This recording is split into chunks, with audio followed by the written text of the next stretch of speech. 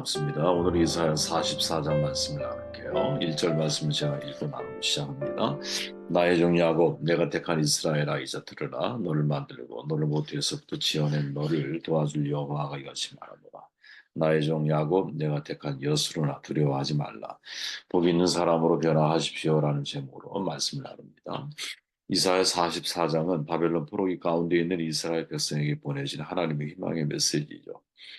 절망적인 현실 속에 있는 이스라엘 백성에게 2절과 5절 또 21절, 23절 두 번에 걸쳐서 희망의 메시지를 전하고 있습니다. 이전 장 43장에서 하나님이 이스라엘 야곱이라고 부르셨거든요. 이스라엘 백성을 친밀하게 부르는 이름으로 야곱이라는 호칭을 사용하고 있습니다. 근데 오늘 본문에 보니까 1, 2절에 이렇게 호칭을 하죠. 나의 종 야곱, 내가 택한 이스라엘, 내가 택한 여수르나. 여기에서 여수른이라고 하는 단어는 성경에 네 번만 등장하는데 곧고 올바른 자라는 뜻을 가지고 있죠. 야곱이나 이런 거 더불어서 이스라엘에는 특별한 마음 담은 애칭이에요. 우리가 보통 할머니, 할아버지들이 우리 손주들을 볼 때, 아이고, 내 새끼, 내 강아지, 뭐 이렇게 말하잖아요. 그죠? 그런 아주 지극한 사랑이 담긴 호칭이라고 생각을 하면 된다고 봅니다. 여술은 이름도 이쁜 것 같아요. 그죠? 나의 종 야곱, 내가 택한 이스라엘아, 내가 택한 여수르라. 이렇게 부르시는 하나님. 이 하나님의 말씀을 통해서 우리는 하나님을 이 이스라엘을 향한 마음을 느낄 수가 있죠. 이렇게 특별한 애칭으로 부르시면서 하시는 말씀이 두려워하지 마라. 목마른 자인 너에게 물을 주겠고 너의 마른 땅에 시내가 흐르게 하겠다. 이렇게 약속해 주시오. 나의 영을 내 자손에게 너뿐만 아니라 내 후손에게 부어주겠다. 약속을 합니다. 세상 권력에 의해서 억압된 상황에 놓여 있는 거거든요. 눌려 살아가고 있어요. 그런데 이들을 향해서 이렇게 메시지를 전달하고 있는 것은 곧 오늘날 우리 시대에 우리 역시 마찬가지잖아요. 세상에 나가는 엄청난 힘에 눌려서 그리스도인이라고 여기 자유로울 수는 없는 거죠. 그러한 어려움을 헤쳐나가는 과정이 우리 책임이겠지만 그럼에도 불구하고 모두에게 공통적으로 주어진 것이 있다면 우리는 사실 보이지 않지만 많은 억압과 많은 어떤 이 프레스, 압박받는 환경 속에서 인생을 살아간다라는 거죠. 가끔 우리가 성도의 교제를 나눌 때 사회라고 하는 것, 기업이라고 하는 것이 이거 정말 무시하지 못하지 않습니다. 정말 마음대로 하기가 참 쉽지가 않아, 그죠? 조직 속에 들어가 살아간다라는 건 정말 어려운 일일 거거든요. 그럼에도 지금까지 잘 살아오신 거 여러분들의 격려의 박수를 드립니다. 동일하게 말씀하시오 두려워하지 말라. 목마른 너의 영혼에 내가 물을 내며 그 마른 땅에 시내가 흐르게 하겠다. 나의 영을 너와 내 가정에 내 자손에게 부어주겠다. 희망을 선포하시는 거죠. 21절에 보니까 너는 나의 소유야. 너는 결코 아무것도 아닌 존재가 아니다. 내가 너를 기억한다. 결코 잊지 않겠다. 내가 너의 실수 허물을 용서하였다. 참 말씀을 읽을 때마다 큰 위로가 되는 이런 말씀이죠. 누가 이 말씀을 하는가? 2절에 보니까 너를 도와줄 여호와가 이같이 말하노라. 하나님께서 당신의 마음을 이스라엘을 통해서 이스라엘 사람들에게 전하고 있는 것이죠. 그러면서 하나님의 도우심이 바로 그 자리에까지 이스라엘 백성들을 초대하고 있습니다. 근데 중요한 건 뭐냐? 여기에 중요한 전제가 있다라는 거죠. 하나님 이스라엘 백성에게 내게로 돌아와라 이렇게 부르면서 지금 이 이야기를 하고 있는 거거든요. 그러니까 내게로 돌아와라 라고 하는 이 말이 전하는 교훈이 뭐냐? 지금 이스라엘 백성들이 서 있는 자리가 어디이길래 내게로 돌아와라 라고 이야기하고 있느냐? 단지 바벨론의 포로민의 자리에 놓여 있는 것이 아니라 포로민이 되었음에도 불구하고 그들이 뭔가 하나님 앞에 돌아오지 못하는 자리에 서 있다라는 거죠. 그 내용이 뭐냐? 9절입니다. 우상을 만드는 자는 다 허망하였도다. 그들이 원하는 것들은 무익한 것이거늘. 그것들의 증인들은 보지도 못하며 알지도 못하니 그러므로 수치를 당하리라. 신상을 만들며 무익한 우상을 보고 만든 자가 누구냐 보라. 그와 같은 무리들이 다 수치를 당할 것이라. 그 대장장이들은 사람일 뿐이라. 그들이 다 모여서 두려워하며 함께 수치를 당할 것이다. 지금 이스라엘 백성들을 초대하고 있는 이 메시지를 듣고 있는 바로 그들의 자리는 아직도 우상을 숭배하는 자리에 서 있다는 거죠. 참 괴로운 일이죠. 그죠? 지금 이들은 어떻게 보면 바벨론에 의해서 하나님의 내적인 심판의 자리에 서 있는 거잖아요. 근데 그 자리에서도 무엇을 하고 있다? 우상을 숭배하고 있다라는 거죠. 70년 동안 포로로 잡혀가 있으면서도 그들은 나무로 우상을 만들기 시작을 했어요. 목수가 숲에 좋은 나무를 베어다가 우상의 형상을 만들면서 추우면 그 나무를 반토막 잘라 불도 피우고 또 남은 반토막은 음식과 고기도 불로 익혀서 구워 먹으면서 그렇게 만들어진 우상을 숭배하고 그 우상에 절하고 있는 삶의 모습이 바로 이스라엘 사람들의 모습이었거든요. 생각해 보세요. 내가 베어서 만든 나무로 하나는 우상, 하나는 먹을 것을 해결하기 위한 불쏘시개로 사용하고 있어. 그것을 신이라고 섬기고 그것을 정말 하나님처럼 섬기고 있는 그들의 모습 속에 이 얼마나 참 뭐랄까요? 아이러니와 딜레마가 그 속에 있는 거 아니겠어요? 그죠? 지금 이들이 그런 자리에 서 있다라는 거지. 마치 우리가 그런 거예요. 하나님을 만나서 하나님 만난 이후에도 아직도 나는 기복적인 신앙이네, 혹은 무속적인 신앙의 모습으로 살아가고 있어. 하나님이 아닌 내 마음의 욕망을 대신해 줄 수 있는, 혹은 그 욕망을 채워줄 수 있는 또 다른 나의 하나님을 만드는 거죠. 도마가 말하는 나의 하나님에 대한 고백이 아니라 내가 원하는 하나님의 형상을 만들어서 그 하나님을 내가 신앙하고 성경을 내가 보아도 내가 원하는 구절에 집중해서 그 구절이 하나님의 전부인 것 마냥 생각하며 인생을 살아가는 신앙인들이 얼마나 많이 있느냐.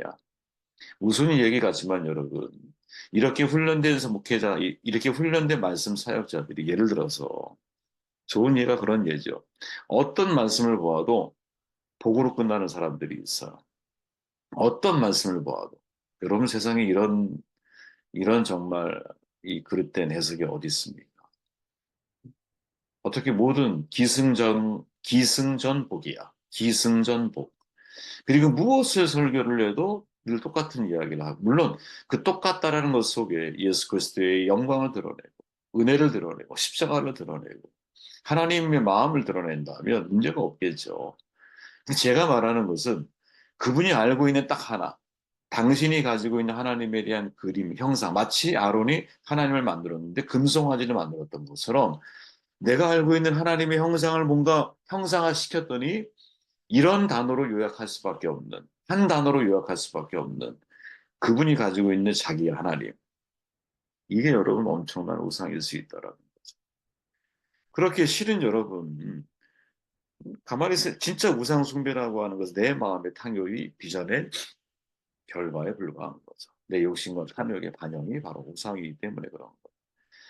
우상 숭배자 눈이 있어도 보지 못하고 귀가 있어도 듣지 못합니다. 왜? 탐욕이 그 눈과 귀를 가리고 있기 때문에. 나무를 베서 여러분 하나는 우상을 하나는 불쏘시개를 사용하고 있다니까. 그리고 그 하나를 가지고 어떻게 이것이 마치 내가 원하는 모든 것들을 다 들어줄 수 있는 신인 것처럼 숭배하며 섬기며 살아가고 있는 바로 그 자리에 누가 지금 이스라엘 사람들이 서 있다라는 거죠. 근데 거기가 어디야? 바벨론 포로민의 자리. 사람이 쉽게 바뀌는 게 아닌 거예요. 하나님이 우리를 연단의 자리에 세우셔도 내 안에 숨겨져 있는 욕망, 그 욕망이 만들어낸 우상, 그 우상이란 허상에 갇혀서 인생을 살아가는 사람들이 너무나 많이 있는 거지. 이거는 여러분 아주 냉정하고도 성경 말씀에 근거해서 냉철하게 내 자신을 살펴보지 않는 이 모습을 찾기가 쉽지가 않아. 나 하나님을 정말 믿고 왜냐하면 얼마든지 좋은 모습으로 포장할 수 있는 능력이 우리 가운데 있거든요. 내 안에 우상이 무엇이 있었느냐?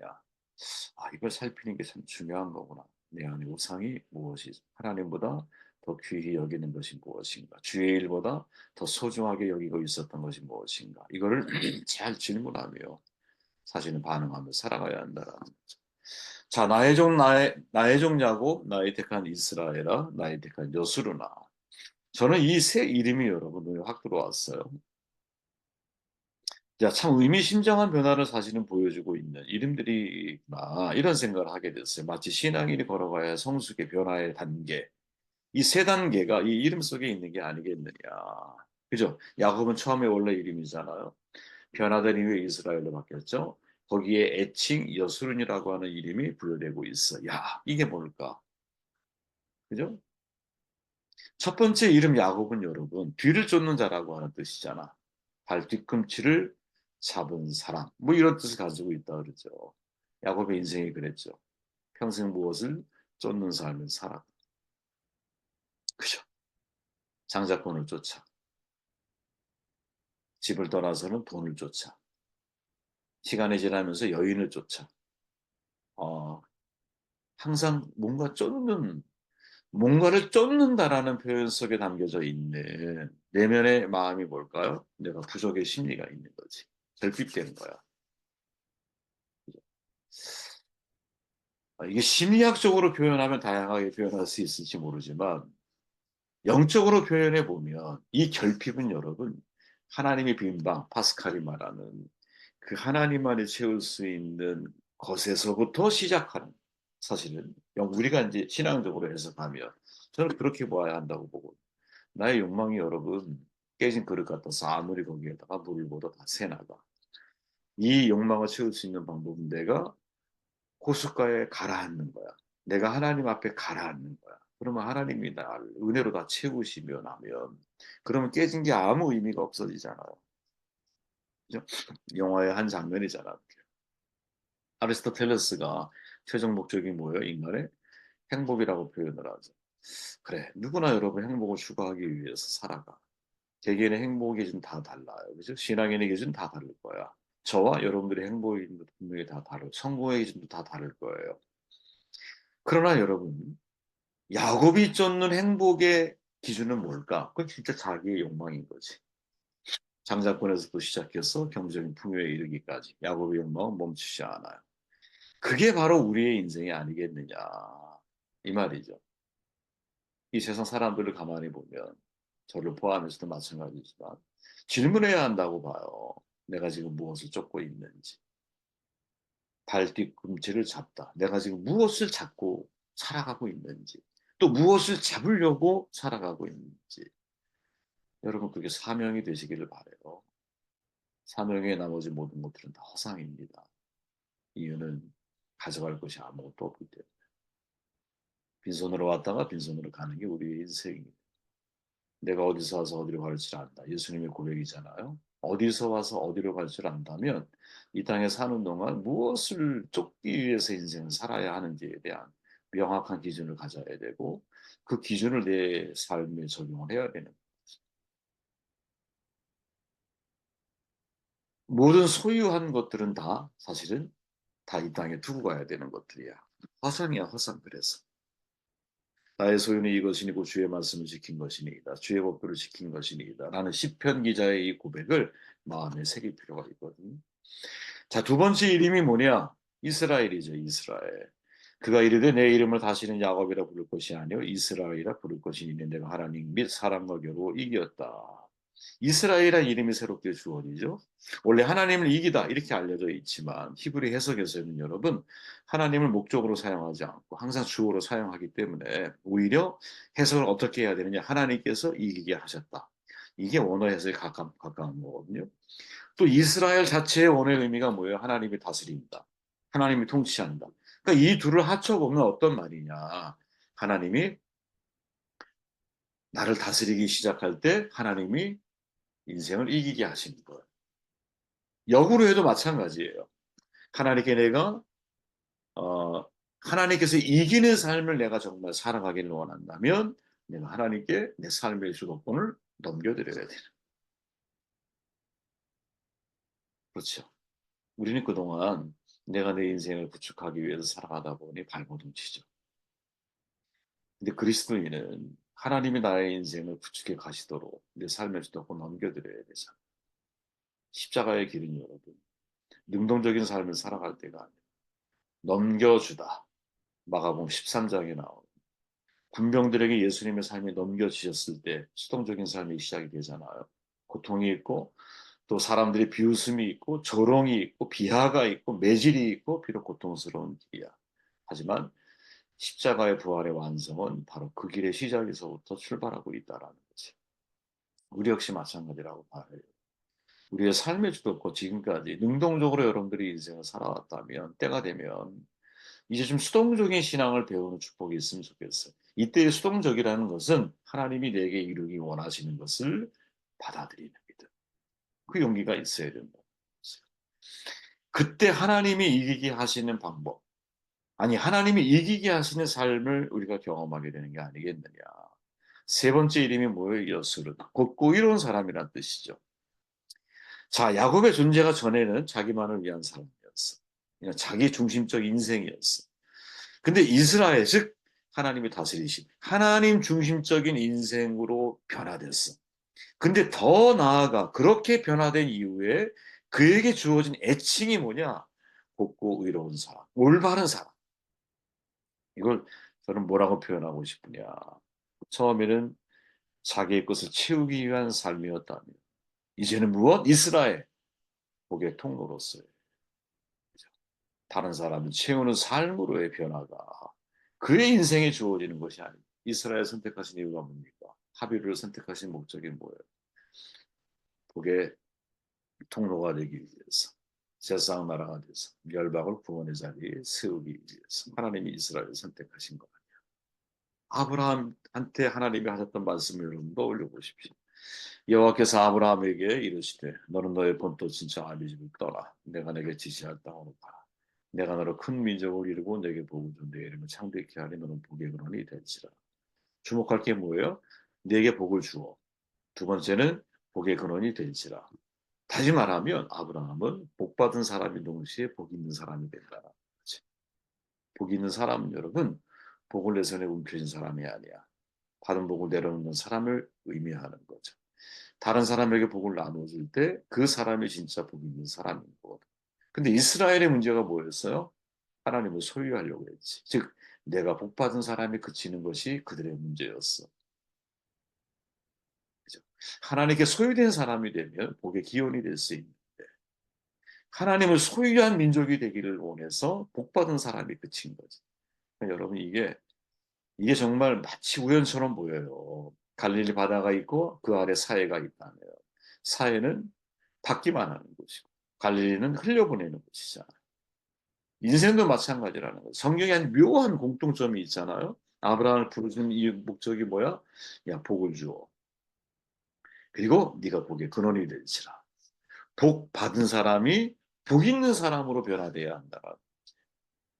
야곱이 여수론으로 변화돼야 움켜쥐기 위해서 인생을 살았던 야곱이 이스라엘이라는 단계를 거쳐서 의로운 삶, 올바른 자의 삶을 살아가기를 원한다면, 축복 통로로서의 삶을 살아가기를 원한다면, 받은 만큼 흘려주라, 흘려보내주라.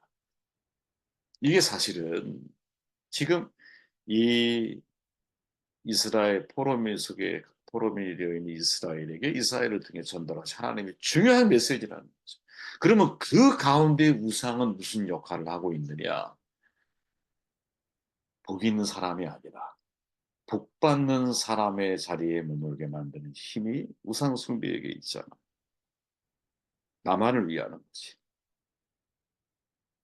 그래서 여러분, 야 우상 속에 숨겨져 있는 진짜 무서운 그 어둠이 뭘까 생각해 보면 우상은 끊임없이 나를 추구하는 삶을 살아. 내 욕망을 추구하는 삶을 살게 해. 그러다 보니 결국 어떻게 더불어 살아가는 세상, 함께 아름답게 갖고 가야 할 이 세상, 지구 반대편에서 힘들어하고 어려워하는 사람들, 그들을 향해서 열린 마음으로 살아갈 수 있는 이러한 삶, 공공성을 생각할 줄 아는 이러한 삶, 이거를 잊게 만드는 힘이 있는 거죠. 우리는 그 반대의 삶, 살아내는 종들이 되시길